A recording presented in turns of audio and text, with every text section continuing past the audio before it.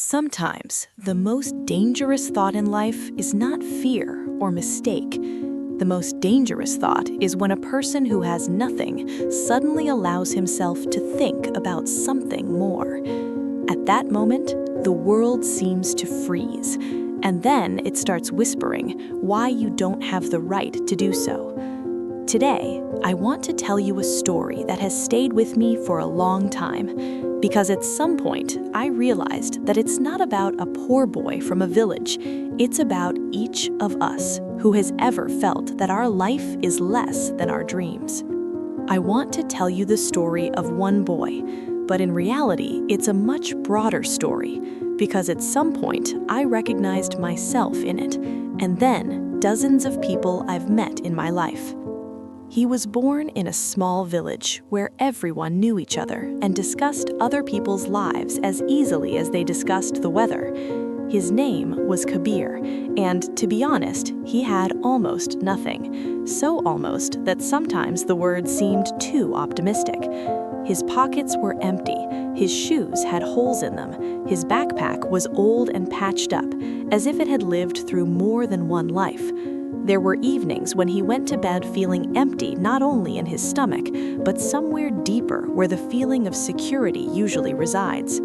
But there was something in him that was impossible to see from the outside. Not audacity, not self-confidence, and a quiet, stubborn thought: I don't want to live the life that is expected of me. Every time he talked about the future, people reacted the same way. Some laughed, some shook their heads pityingly, some said the phrases we hear all too often: learn to survive first, big dreams are for the rich, you think too much. I often remember how similar words were said to me, not in that form, of course, more politely, more civilly, but the meaning was the same: don't stick your neck out. And to be honest, those are the words that hurt the most, because they don't sound like a blow, but like concern. Once, Kabir was sitting by the river, just sitting and watching the water flow forward without looking back. It was one of those evenings when it's too noisy inside and frighteningly quiet outside. And then an old teacher approached him, not the kind of teacher who lectures, the kind who knows to listen. He asked why the boy looked as if he were carrying someone else's burden, and Kabir told him everything: about the ridicule, about the fear, about the feeling that his dreams were too big for his life. The teacher didn't argue, he just took out a mirror.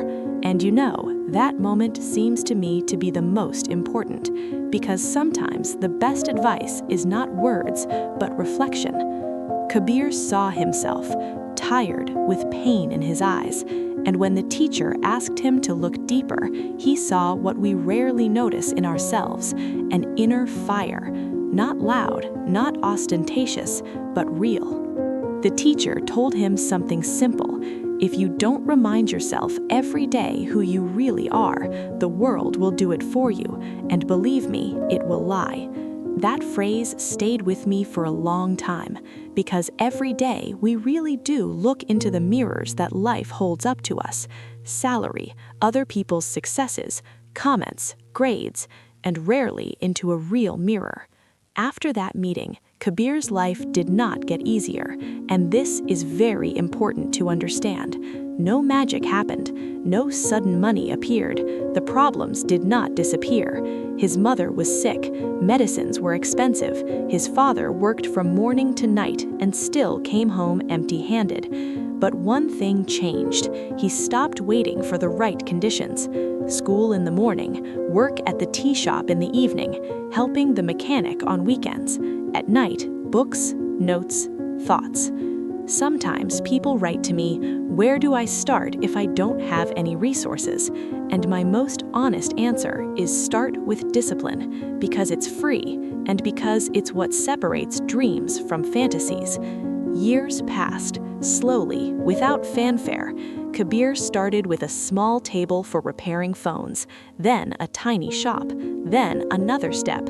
He made mistakes, he lost money, he learned again. But every time he wanted to stop, he returned to that mirror, not a physical one, but an inner one.